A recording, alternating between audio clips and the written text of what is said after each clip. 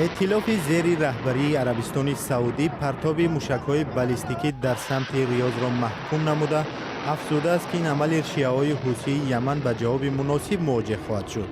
در اظهارات ائتلاف ذکر شده است که رهبری مستقیم ایران بالای زیردستان حوثیشان امکان دارد چون کوشش تجاوز به کشورهای همسایه و تهدید به نظم و ثبات منطقه و جهان ارزیابی شود. هفته گذشته در نشست ریاض ائتلاف دستگیری حوثی‌های یمن از جانب ایران را محکوم کرده بود. کشورهای اشتراکی در نشست ایران را به خاطر تأمین موشک‌های بالستیکی، مهمات و مینه‌های زمینی به جنگجویان حوثی محکوم کردند.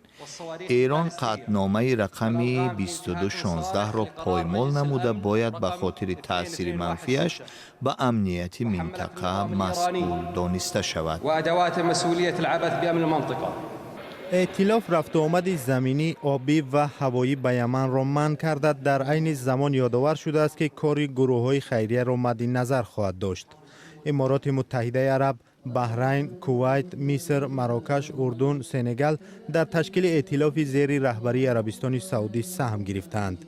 با گفته مقامداران ائتلاف، ایران شیعه‌های حوثی یمن را با موشک‌های بالستیکی تأمین کرده است.